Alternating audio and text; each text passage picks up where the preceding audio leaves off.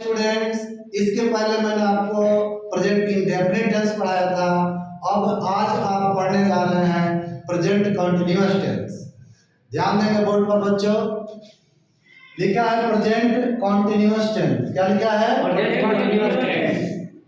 परिभाषा में मैंने लिखा है कि वर्तमान समय में जारी टेंस। समझने की चीज है कि वर्तमान समय में कोई भी काम हो रहा है, जैसे मैं पढ़ रहा हूँ, लोग जा रहे हैं, लोग खा रहे हैं, ये टोटल जो भी काम हो रहा है बिल्कुल जारी है, तो इसे हम प्रेजेंट कंटीन्यूअस टेंस कहेंगे।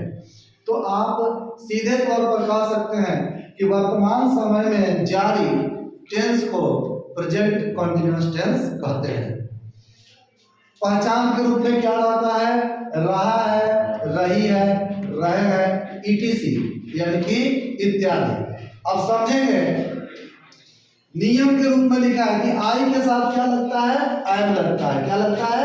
एम लगता है। लगता है। ही, सी, इट, एसन के साथ इज लगता है। एसन मतलब होता है सिंगुलर नाउन। क्या होता है? Singular noun. Singular noun. तो आप समझेंगे कि सिंगुलर नाउन यानी राम, सोहन, मदन, इनमें से कोई भी रहेगा तो आप समझ लेंगे कि वो सिंगुलर नाउन है। तो उसके साथ आप क्या करेंगे?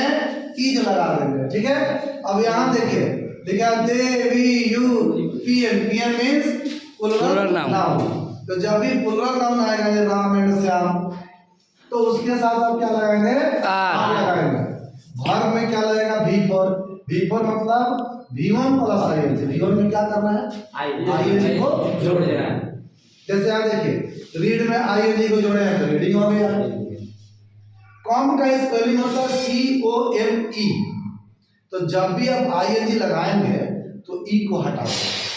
तो यहाँ देखिए COM लिखा है, ई हट गया तो अब आईएनजी आया है, तो इस तरह कमिंग हो गया। तो इसको कहते हैं V4। स्ट्रक्चर हमेशा याद रखेंगे कि पहले सब्जेक्ट लिखा जाता है, उसके बाद आईएनजी में से सब्जेक्ट का अनुसार लगाया जाता है, उसके बाद V4 लगाया जाता है, फिर ऑब्जेक्ट लिखा जाता है। ऑब्जेक्ट मींस जो बच जाता है वो लास्ट में जाता है।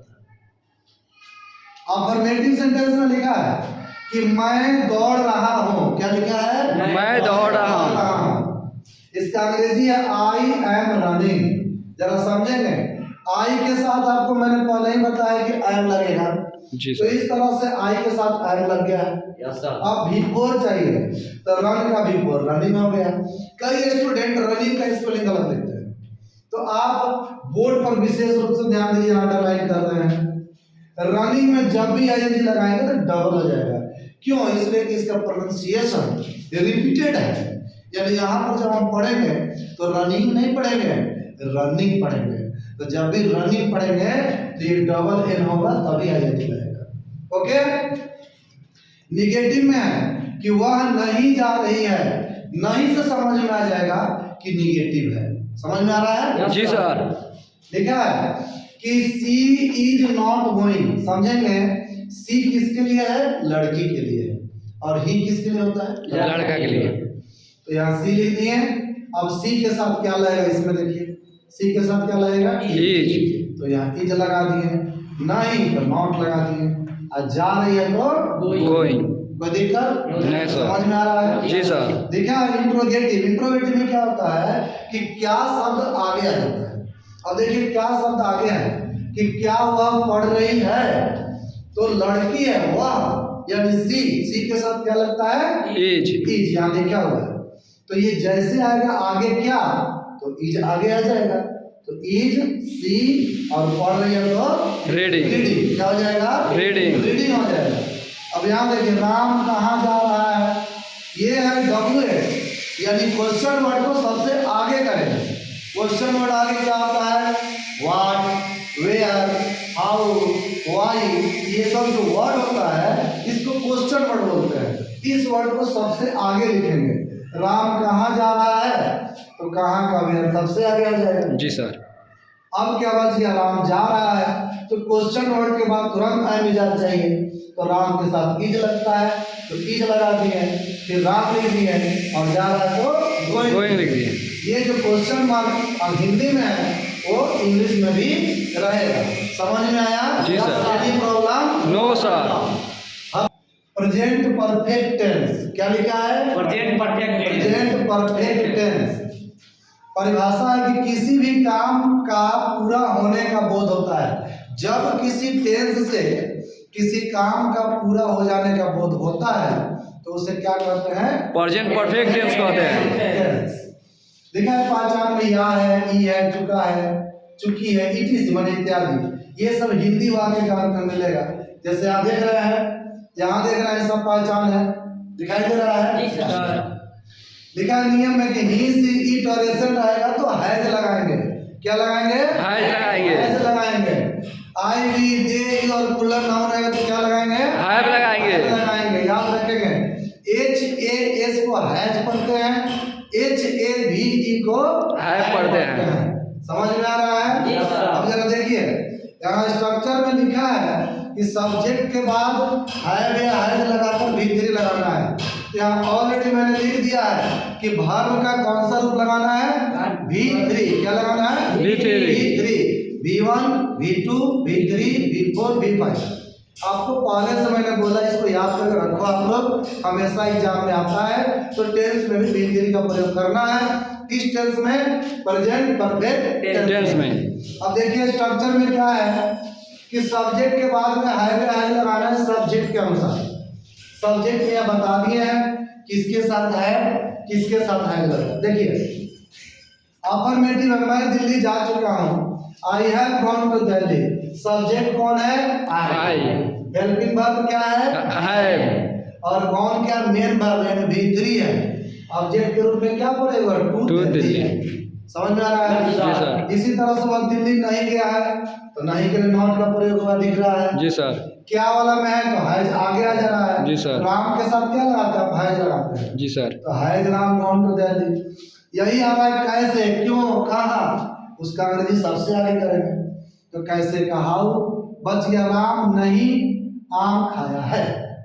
तो राम के साथ है तो हैज राम, नहीं का नॉट, खाया है तो ईटेन, ईट का V3 ईटेन होता है। तो ईटेन और आम तो ए मैंगो। समझ में आ रहा है? Yes, sir. कोई problem? No, sir. Very good. अब इसके आगे फिर आप पढ़िए, अगला चैप्टर इसमें फिर पढ़ा रहे हैं। तो देखिए ये है प्रेजेंट परफेक्ट कॉन्टिन्यूअस टेंस। परिभाषा लिखा है लगातार काम जारी है अभी तक, लेकिन काम कब तक चलेगा यह पता नहीं रहता है। उस टेंस को प्रेजेंट परफेक्ट कॉन्टिन्यूअस टेंस कहते हैं। समझ में आ रहा है? जी सर। यानी काम जो है वो कब तक चलेगा ये पता नहीं है। जैसे मैं सुबह से पढ़ा रहा हूँ, अब सुबह में कब से पढ़ाना शुरू किया हूँ और कब तक पढ़ाऊंगा ये पता नहीं है। तो जब भी मैं बोलूँगा कि मैं सुबह से पढ़ा रहा हूँ तो वो प्रेजेंट परफेक्ट कॉन्टिन्यूअस टेंस हो जाएगा। ओके जी सर। अब यहाँ लिखा है पहचान में ता रहा है, पी रही है, या किसी समय से काम लगातार जारी है। समझिए, मैं पढ़ रहा हूँ प्रेजेंट कंटिन्यूअस हो जाएगा, और मैं पढ़ता रहा हूँ तो प्रेजेंट परफेक्ट कंटिन्यूअस टेंस हो जाएगा। क्यों? इसलिए कि मैं पढ़ता रहा हूँ से ये पता चलता है कि काम कब से शुरू हुआ ये पता नहीं है, कब तक चलेगा ये पता नहीं है। ये काम पहले से चल रहा है, अभी भी चल रहा है, कब तक चलेगा ये पता नहीं है। इसलिए मैं पढ़ता रहा हूँ प्रेजेंट परफेक्ट कंटिन्यूअस टेंस है। ओके जी सर। अब यहाँ लिखा है कि समय, तो समय तो आपको निश्चित रूप से मिल सकता है। क्या क्या समय मिल सकता है? सुबह से, 4 दिनों से, इस तरह का समय आपको मिलेगा। और जिसमें समय नहीं मिलेगा तो उसमें पहचान मिल जाएगा। ता रहा है, पी रही है, जैसे यहाँ ती रही है, ती रही है, इससे पता चल गया कि यह जो है प्रेजेंट परफेक्ट कंटिन्यूअस टेंस है। लिखा है नियम में कि ही सी इट और एसन के साथ हैज बीन लगाया जाता है। क्या लगता है? Has been. Has been. I we they you plural noun के साथ क्या लगता है? Have been. Have been. और वर्ब में हमेशा V4 क्या होता है? ING लगा रहता है। जी, V1 में ING को जोड़ देना। Very good. तो क्या हो जाएगा? V4 हो जाएगा। जैसे रीडिंग,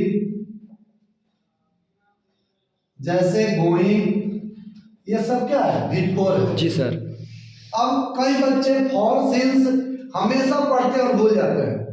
आइए आपको एक बिल्कुल ही न्यू ट्रिक बताता हूँ जिससे आप फॉर सिंस में कोई मिस्टेक नहीं कर सकते हैं। क्या लिखा है? फॉर गिनाने वाले समय के साथ जब लिखा रहेगा 2 वर्षों से, 2 महीने से, 4 दिनों से, तो आप गिन रहे हैं 2 वर्षों से यानी 2, 4 महीने से यानी 4। तो जब गिनती आ जाएगा तो उस समय हम फॉर का प्रयोग करेंगे। क्या प्रयोग करेंगे? फॉर का। फॉर का। और जब नहीं गिनाएगा तो सिंस लगाएंगे। ओके, स्ट्रक्चर है, सब्जेक्ट के बाद हैव लगाना है, बीन लगाना है, बिफोर लगाना है और हमेशा टाइम लास्ट में लगता है। ठीक है, फॉर सिंस लगाने के बाद टाइम लगा देंगे। अब ये फॉर सिंस कहाँ लगता है मैंने आपको बता दिया है। अगर गिनाएगा समय तो फॉर लगेगा, नहीं गिनाएगा तो सिंस लगेगा।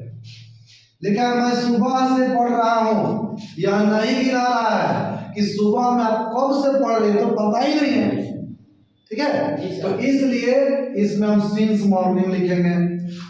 तो मैं पढ़ रहा हूँ, आई हैव बीन रीडिंग, सुबह से तो सिंस मॉर्निंग। यहाँ देखिए वह 4 दिनों से नहीं खेल रहा है तो he has not been playing. यहाँ फॉर क्यों लगा है? क्योंकि यह गिना रहा है कितना? 4 दिन। इसलिए क्या हो जाएगा? For day. और जब क्या शुरू में रहेगा तो यही है जो आप पढ़े हैं ये आगे हो जाएगा। तो हो जा रहा है क्या हुआ? अंग्रेजी पढ़ती रही है तो लड़की है तो सी, तो क्या हो जा रहा है? सी बीन रीडिंग इंग्लिश। कई बच्चे क्या करते हैं इसको आय मिजाज से बना देते हैं, वो बहुत बड़ी मिस्टेक है। आय मिजाज से नहीं बनाएंगे, इसलिए लिखा है क्या हुआ? अंग्रेजी पढ़ती रही है, मतलब जिस लड़की के बारे में हम लोग बात कर रहे हैं उसके बारे में यह जानना चाह रहे हैं कि क्या वो लगातार अंग्रेजी पढ़ती रही है, इसलिए यह प्रेजेंट परफेक्ट कंटीन्यूअस टेंस में ही रहेगा। अब वह क्यों नहीं पढ़ती रही है, तो क्यों क्या है? क्वेश्चन वर्ड है, सबसे आगे हो जाएगा। उसके बाद वह नहीं पढ़ती रही है तो सी के साथ है तो है सी नॉट और बीन लगा करके रीडिंग लगा देंगे। ओके, एक सबसे बड़ी मिस्टेक बच्चे क्या करते हैं कि वर्ब आएगा तो कभी भी फॉर लगेगा, ये याद रखना है। तो इस चीज को नहीं याद करते हैं और इस तरह के ट्रांसलेशन में गलत बना देते हैं। अब इसको जरा ध्यान से समझिए। लिखा है राम 4 वर्षों से एक शिक्षक है।